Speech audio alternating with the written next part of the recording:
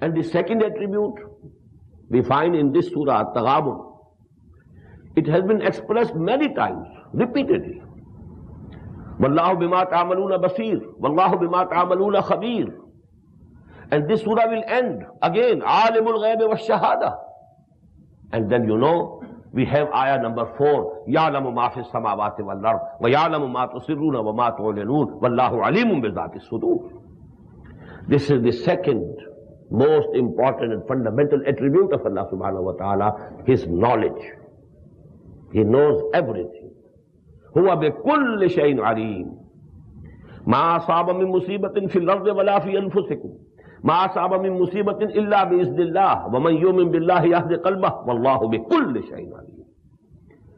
In this one surah, having only 18 ayat, at least 5 times, emphasis on the attribute of Allah subhanahu wa ta'ala, that He knows everything. This has been repeatedly given. Why? Now what does it mean? He knows what happened in the past. He knows what is happening today. And He already knows what is going to happen in the future. Rather we should say, regarding this attribute of Allah subhanahu wa ta'ala, the knowledge of Allah subhanahu wa ta'ala, there is no distinction between past, present and future. It's pure duration with Him. He knew everything from the very beginning. He always knew what was going to happen. His knowledge is all, it concerns everything. So actually this is the second attribute. And now what's the inevitable logical sequence, result? Pre-knowledge of Allah subhanahu wa ta'ala. What is going to happen? He knows it beforehand. And this has led people to think, because He knows everything beforehand, it means it is predestined to happen. And this is the Jabr.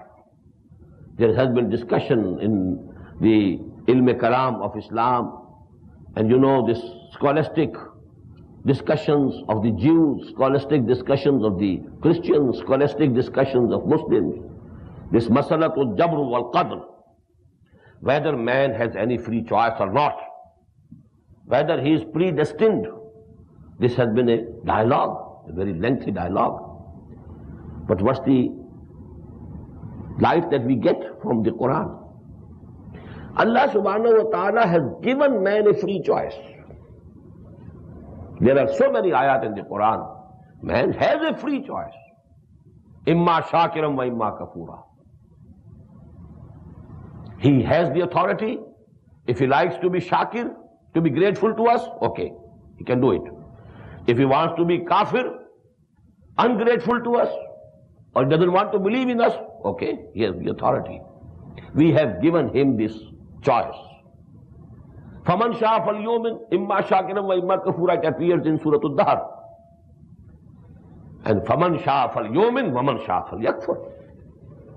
Whosoever likes, he may believe. Whosoever likes and chooses, he may commit kufr. He is free. And that is why reward. If there was predestination, there shouldn't be any reward then. If you are predestined to be good, and Allah subhanahu wa ta'ala has made you good, then what for any reward for you? It becomes absolutely superfluous.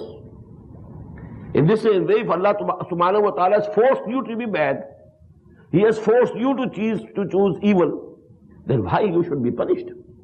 There's no question of any good reward or punishment if there's no free choice. Free choice has been given to man.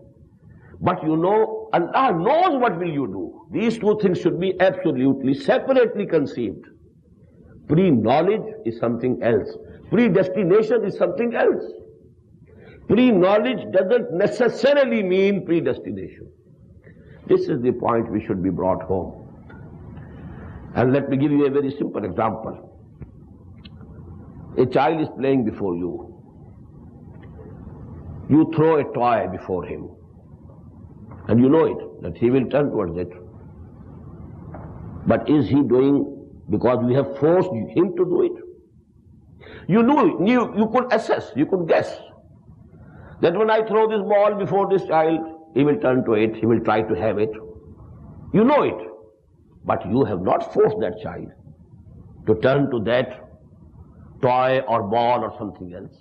He is doing it out of his own free will, free choice. You have not forced him. But only you could guess that he would do it. Our guess can be wrong. Maybe at that time the child has some other, preoccupation in his mind.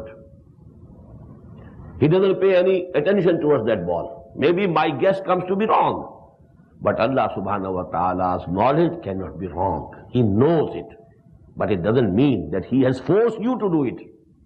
You have the free choice, but Allah knows what you will choose. Allah knows it beforehand that you will choose kufr. Allah knows it beforehand that certain person will choose iman. But He has not forced him to choose kufr, nor He has forced him to choose iman. So this is actually only what Iman bil Qadr tells us is, whatever good or bad is coming to me, it could not have come to me without the permission of Allah subhanahu wa ta'ala. That's all. Wal qadri khairihi wa sharrihi. What does it mean?